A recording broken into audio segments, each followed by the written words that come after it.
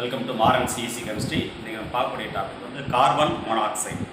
இந்த கார்பன் மோனாக்சைடுங்கிறது வந்து it's a very big pollutant, அதாவது மாசுபடுத்தக்கூடிய ஒரு கேஸில் வந்து முக்கியமான கேஸ் வந்து கார்பன் மோனாக்சைடு. இது எதனால ஃபார்ம் ஆன இன்கம்ப்ளீட் பேர்னிங் ஆஃப் கார்பன் வந்து முழுமையாக எரியாதனால வரக்கூடிய கேஸ் வந்து கார்பன் மோனாக்சைடு. நம்ம வந்து டே டு டே லைஃப்பில் வந்து கார்பன் மோனாக்சைடு எங்கெல்லாம் பார்க்கலாம் டொமஸ்டிக்காக அப்படின்னா நம்ம வந்து பார்க்க முடியாது. பட் கார்பன் மோனாக்சைடு எரியிற வந்து பார்க்கலாம். எங்கே பார்க்கலாம்னா இந்த கிச்சனில் வந்து நம்ம ஸ்டவ் எரியும் போது ப்ளூ ஃப்ளேமில் எரிஞ்சது அப்படின்னு என்ன அர்த்தம்னா carbon monoxide is burning to form carbon dioxide அப்படின்னு அர்த்தம்.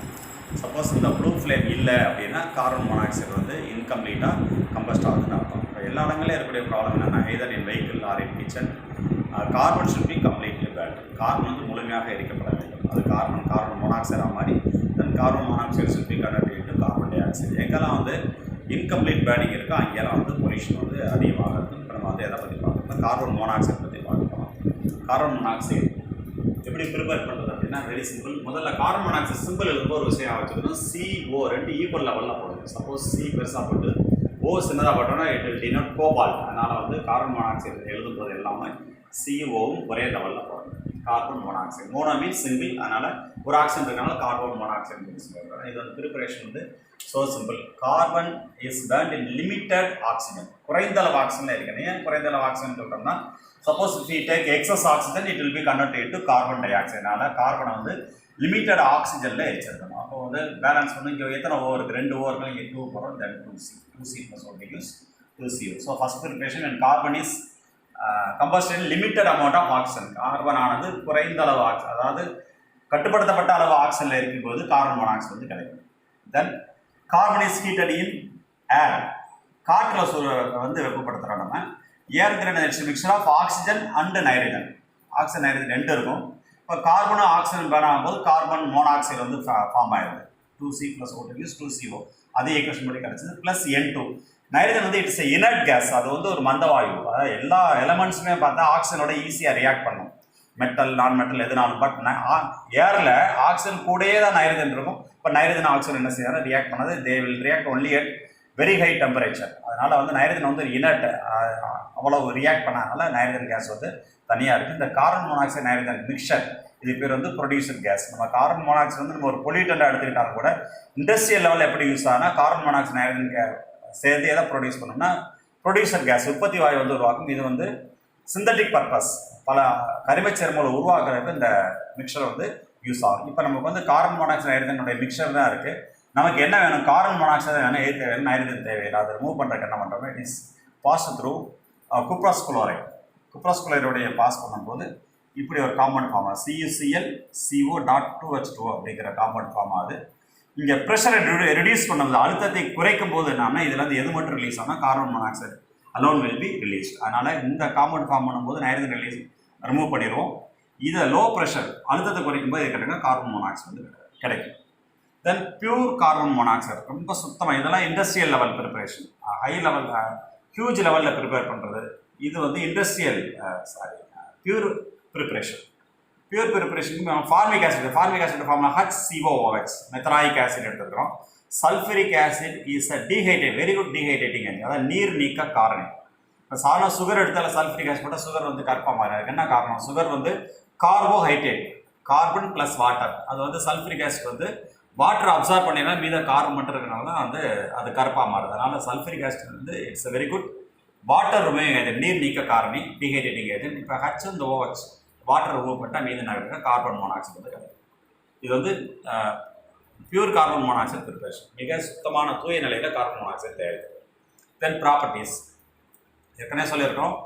கார்பன் வந்து ஒரு கம்ப்ளீட்டாக கம்பஸ்ட் ஆகாதப்போ முழுவதுமாக எரியும் போது கிடைச்சது தான் கார்பன் மோனாக்சைடு. இப்போ கார்பன் மோனாக்சைடை ஃபர்தராக நம்ம பேர்ன் பண்ணும்போது என்ன கிடைக்குன்னா கார்பன் டை ஆக்சைடு கிடைக்கும். 2CO + O use 2CO2 ஒரு சிம்பிளான பேலன்சிங். தென் குளோரின், இது வந்து சார்கோல்னா ஒரு உட்டை வந்து கரியாக்கி கிடைக்கிறது என்னன்னா சார்கோல், மரக்கறி ப்ளஸ் லைட் யூஸ் பண்ணும்போது கார்பனும் குளோரின் வந்து COCl2. இந்த காம்பவுண்ட் வந்து பாஸ்ஜீன், கார்போனைல் குளோரைட். இதனுடைய நேம் வந்து கெமிக்கல் நேம் வந்து phosgene, which is highly poisonous. But preparation நிறையா ஆர்கானிக் காம்பவுண்ட் ப்ரிப்பரேஷனுக்கு வந்து பாஸ்ஜீன் யூஸ் ஆகும். பட் ஃபிசிக்கல் ப்ராப்பர்ட்டியை பொறுத்தவரை it is highly poisonous in nature. Then reduction, carbon monoxide is very good producing அது. ரிடக்ஷன் அப்படிங்கிற removal of oxygen from a compound. ஒரு சேர்மத்துலேருந்து ஆக்சிஜனை ரிமூவ் பண்ணுறது. அதுக்கு எக்ஸாம்பிள் என்ன எடுத்துருக்கோம்னா ஃபெர்ரிக் ஆக்சைடு எடுத்திருக்கோம். ஃபெர்ரிக் ஆக்சைடு ஃபார்ம் ஆனது Fe2O3. ரிடக்ஷனாக ஆக்சிஜனை ரிமூவ் பண்ணதுக்கப்புறம் என்ன இருக்கும், அயன் மட்டும் இருக்கும். ஸோ 2Fe போட்டாச்சு. எத்தனை ஆக்சிஜன் இருக்குது, 3 ஆக்சிஜன் இருக்குது. ஒரு ஆக்சிஜனுக்கு ஒரு கார்பன் மோனாக்சைடு வேணும். ஸோ 3 ஆக்சிஜன் இருக்காங்க, 3 கார்பன் மோனாக்சைடு இருக்கும். 3CO + O gives 3CO2. இது ஒரு சிந்தசிஸ்னால் ஒரு தொகுப்பு முறையில் வந்து சேர்மங்களை வந்து உருவாக்குறது. கார்பன் மோனாக்சைடு ஹைட்ரஜன் இந்த ரெண்டுடைய மிக்சர் 1:2 ரேஷியோ எடுத்தோம்னா it is called synthetic gas, தொகுப்பு வாயுன்னு சொல்லி சொல்கிறோம். இது ரெண்டும் சேர்ந்து ப்ரொடியூஸ் பண்ணும்போது ஹீட் பண்ணும்போது என்ன கிடைக்குதுன்னா மெத்தில் ஆல்கஹால் வந்து கிடைக்கும். ஒரு C இருக்குது, 4 ஹைட்ரஜன் இருக்குது, ஒரு O இருக்குன்னா மெத்தில் ஆல்கஹால். மெத்தில் ஆல்கஹால் ப்ரிப்பரேஷனுக்கு வந்து இந்த எதை யூஸ் பண்ணலாம்னா இந்த சிந்தட்டிக் கேஸ் தொகுப்பு வாயு வந்து பயன்படுறோம். இதே வந்து கார்பன் மோனாக்சைடு ஹைட்ரஜனும் 1:1 ரேஷியோ எடுத்துகிட்டா it is called as water gas. தமிழில் வந்து நீர் வாயு அப்படின்னு சொல்லி சொல்லுவோம். அதனால் சிந்தட்டிக் கேஸுங்கிற 1:2 இருக்கும், வாட்டர் கேஸுங்கிறது 1:1 அப்படிங்கிற ரேஷியோ வந்து. தென் ஆக்சோ ப்ராசஸ். ஆக்சோ முறையில் வந்து வி கேன் ப்ரிப்பேர் ஆல்டிகேட். என்ன எடுத்துக்கணும், ஒரு அல்கீன் எடுத்துருக்கிறோம். அல்கீன் எடுத்து அதோட கார்பன் மோனாக்சைடு ஹைட்ரஜன் போடும்போது என்னன்னா இட் ஃபார்ம்ஸ் அன் ஆல்டிகேட். எப்படி எந்த ஆல்டிகேட் கிடைக்கும், எப்படி வச்சுருக்கு, எத்தனை கார்பன் இருக்குது, 2 கார்பன், இங்கே ஒரு கார்பன், 3 கார்பன் இருக்க ஆல்டிகேட் வந்து ப்ரோப்பேன் ஆல்டிகேட் அல்லது ப்ரோப்பனைல். எப்படி வச்சுக்கணும்னா ethylene 2 carbon, carbon monoxide 1 carbon, 3 carbon ஆச்சு. இந்த ஆக்சோ ப்ராசஸ்னாலே என்ன கிடைக்குன்னா இட் ஷுட் கிவ் அன் ஆல்டிகேட். இப்போ ஆல்டிகேட்னா என்ன குரூப் போட்டலாம், CHO குரூப் போட்டால் இந்த ரிமைனிங் 2 கார்பனுக்கு 2 கார்பன் இருக்க ஆல்கைல் குரூப் வந்து எத்தில் குரூப் போட்டாச்சு. அப்போ ப்ரோப்பனைல் வந்து கிடைக்கும். தென் ஃபிஷர்-கிராஸ் ப்ராசஸ் ரொம்ப முக்கியமான ஒரு மெத்தட். இந்த கார்பன் மோனாக்சைடு எல்லாமே பார்த்தீங்கன்னா சிந்தட்டிக் பர்பஸ், நிறையா சேர்மங்களை வந்து உருவாக்குறதுக்கு பயன்படும். சிந்தட்டிக் இம்பார்ட்டன்ஸ் உடைய தொகுப்பு முறையில் நிறைய சேர்மங்களை தயாரிக்கிறதுக்கு வந்து கார்பன் மோனாக்சைடு ஃபார்ம் ஆகுது, யூஸ் ஆகுது. கார்பன் மோனாக்சைடு ஹைட்ரஜன் ஆட் பண்ணியிருக்கோம். எந்த ரேஷியோவில் ஆட் பண்ணியிருக்கோம்னா N molecules of carbon monoxide எடுத்தோம்னா 2N+1 அளவு ஹைட்ரஜன் எடுத்தோம்னா இது வந்து அல்கேன் கிடைக்கும். அல்கேனோட ஜென்ரல் ஃபார்ம் ஆனது CnH2n+2. இதே 2NH2 எடுத்தோம்னா அல்கீன் கிடைக்கும், CnH2n. அதனால் கார்பன் மோனாக்சைடு வச்சு we can prepare alkane as well as alkene ரெண்டையும் ப்ரிப்பேர் பண்ணலாம். இப்போ கார்பன் மோனாக்சைடு அடுத்த ஸ்பெஷல் ப்ராப்பர்ட்டினா it can form many coordination complexes. நிறைய அணைவு சேர்மங்கள் உருவாக்கும். ஒரு அணைவு சேர்மம் அப்படிங்கிறன்னா ஒரு மெட்டல், நிக்கல், அயன், குரோமியம், இதெல்லாம் மெட்டல். இதோட இருக்கக்கூடிய குரூப்புக்கு என்ன பண்ணால் லிகான்ஸ் அப்படின்னு பேர், ஈனிகள் அப்படின்னு சொல்லியிருக்காரு. இதில் கார்பன் மோனாக்சைடு இருக்கக்கூடிய காம்ப்ளெக்ஸ் எல்லாத்துலேயும் அந்த மெட்டலோடைய ஆக்சிடேஷன் ஸ்டேட் வந்து 0 இருக்கும். அதாவது இது எலக்ட்ரானை லூஸ் பண்ணோம், கெயின் பண்ணோம் செஞ்சுருக்கும். பொதுவாக மெட்டல் வந்து எலக்ட்ரான் லூஸ் பண்ணி பாசிட்டிவ் ஆக்சிடேஷன் ஸ்டேட்டில் இருக்கும். பட் கார்பன் மோனாக்சைடு ஃபார்ம் பண்ணக்கூடிய எல்லா காம்ப்ளெக்ஸஸ்லையும் இந்த நிக்கல், அயான், குரோமியம் இதனுடைய ஆக்சிடேஷன் ஸ்டேட், ஆக்சிஜனேட் நிலை எல்லாமே என்ன இருக்குன்னா 0 இருக்கும். 0 ஆக்சிடேஷன் ஸ்டேட் இருக்கக்கூடிய காம்ப்ளெக்ஸ் வந்து ஃபார்ம் ஆகும். தென் கார்பன் மோனாக்சைடுடைய ஸ்ட்ரக்சர் பார்க்கணும். கார்பனுக்கு அட்டாயம் நம்பர் 6. அப்போ அதனுடைய கேஷல் லெவல் எலக்ட்ரான் இருக்குது 2, அவுட்டர் மோஸ்ட் லெவலில் இருக்கும் 4 எலக்ட்ரான்ஸ் இருக்குது. ஸோ கார்பனுடைய 4 எலக்ட்ரானை டாட் வச்சு காமிச்சிருக்கேன். ஆக்சிஜனுக்கு அட்டாயம் நம்பர் வந்து 8. கேஷில் 2 எலக்ட்ரான் இருக்கும். அப்போ அதோட அவுட்டர் மோஸ்டில் வந்து there will be 6 எலக்ட்ரான்ஸ். ஆக்சிஜனுக்கு அட்டாயம் 8, என்னுடைய கடைசி கூட்டில் 6 எலக்ட்ரான் இருக்கும். 2, 4, 6 இப்படி போட்டு காமிச்சிருக்கோம். இப்போது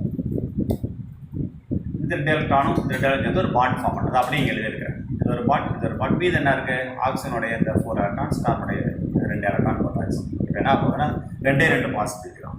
இந்த மாதிரி ஆறாப்பட்ட அர்த்தம் ரெசோனன்ஸ், உடனே சேவுன்னு அர்த்தம். உடனே சேவுன்னா என்ன அர்த்தம், எலக்ட்ரான்ஸ் வந்து ஒரு இடத்துலேருந்து ஒரு இடத்துக்கு போய் வேறு ஸ்ட்ரக்சர் ஃபார்ம் பண்ணுறது தான் ரெசோனன்ஸ் உடனே சேவு அப்படிங்கிற என்னது, movement of electrons from one place to other place and forming different structure.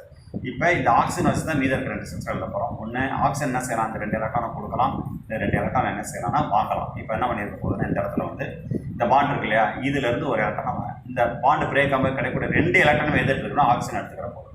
பாருங்க இங்கே 4 எலக்ட்ரான் இத்தனை இருக்குது, 2, 4, 6. அதுக்கு என்ன காரணம், ஆக்சிஜன் கொடுத்தது ஒரு பாண்டில் ஆக்சிஜனோட எலக்ட்ரான் ஒன்று, கார்பனோட எலக்ட்ரான். இப்போ எதனுடைய எலக்ட்ரான் சேர்த்து எடுத்துருச்சு, கார்பனோட எலக்ட்ரானையும் சேர்த்து எடுத்ததுனால ஆக்சிஜன் மைனஸ் ஆகிடுச்சு, கார்பன் வந்து ப்ளஸ் ஆகிடுச்சு. அதனால் டபுள் பாண்ட் வந்து எப்படின்னா சிங்கிள் பாண்ட் ஆகிடும். இந்த கேஸ் என்ன ஆகுதுன்னா ஆக்சிஜன் வந்து எலக்ட்ரான் வந்து கொடுக்க போகுது. இப்போ ஏற்கனவே எத்தனை பாண்ட் இருந்து 2 பாண்ட் இருக்குது, இது எலக்ட்ரானை கொடுக்குறதுனால ஒரு அடிஷனல் பாண்ட் ஃபார்ம் ஆகும். அப்போ சிக்கு ஓக்குனால ட்ரிபிள் பாண்ட் ஃபார்ம் ஆகும். ஆக்சிஜன் கொடுக்குறதுனால இது ப்ளஸ் ஆயிடுச்சு, கார்பன் வாங்கினதுனால என்ன ஆயிடுச்சுன்னா மைனஸ் ஆயிடுச்சு. ஸோ இந்த ஸ்ட்ரக்சரை வச்சுக்கணும். இந்த ஸ்ட்ரக்சர் எப்படி கொடுக்கணும், ஒன்று எலக்ட்ரானை கொடுத்தா என்ன ஆகும், ஒன்று எலக்ட்ரானை வாங்கினா. இந்த ஸ்ட்ரக்சர் எப்படி வந்துச்சு, ஆக்சிஜன் எலக்ட்ரானை வாங்கியிருக்கு. இந்த ஸ்ட்ரக்சர் எப்படி வந்துருக்கு, ஆக்சிஜன் வந்து எலக்ட்ரான் வந்து கொடுத்துருக்கு. ஸோ எலக்ட்ரானை கொடுத்தா என்ன வரும், எலக்ட்ரானை வாங்கினா என்ன வரும்னு சொல்லி யோசிச்சோம்னா we can easily put the structure. ஏன்னா மெமரைஸ் பண்ண வேண்டிய அவசியம் கிடையாது, ஈஸியாக அண்டர்ஸ்டாண்ட் பண்ணி கிடையாது.